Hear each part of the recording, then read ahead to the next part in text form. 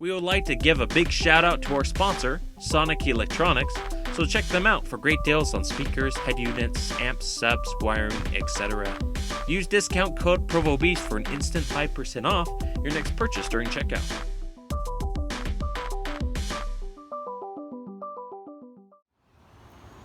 PROVOBEAST doing another install today. Today we're doing rear door speakers on a 2017 Toyota Tundra. We're going to show you how to remove the factory door panel, replace the factory component system, get everything wired up, install the new parts, new speakers, and reassembly. Alright, so there's a panel. It's just right back behind there. Just held on with clips all the way around. Just use a little screwdriver or panel tool and pop it out. So suppose Phillips screw. Then down here, if you have a panel or a piece of carpet, you can just pop that down out. Then there's another screw there as well. To get these guys out, you just push the middle tab in. That. And then after that, now this will also have to come off. This is just held on with clips. And the rest of the door panel is also held on with clips. Okay, so there's 1, 2, 3 clips. This panel itself just pops out. And then there's one tap clip. It goes in this location here. Pop that out. I like to use a panel tool. It doesn't scratch the paint, and you get the leverage you need to pry these panels off. Now at this point, we're going to pop all of the clips on the door panel. Just like that. Pulling around. These are super helpful tools. Okay, at this point, it's nice and loose. You just kind of lift up on it, just like so. And the panel comes free. Go ahead and disconnect your harness and your door cable. Okay, so you disconnect the tweeter, push on both sides, and it just slides on out. This is your window regulator harness. Push this little tab and it pops on out. Now your actual door handle has 2 screws. One here and one here. 2 Phillips. Just loosen those and the whole door panel piece comes free.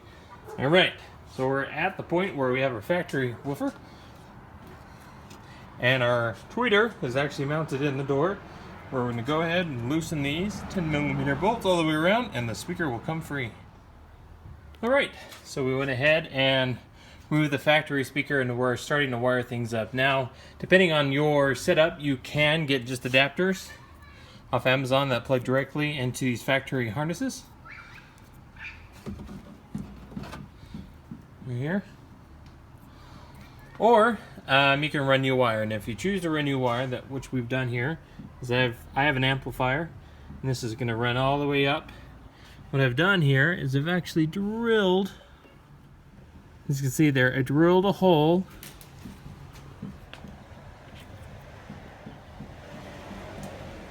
through that away from the wiring so you don't damage the wiring.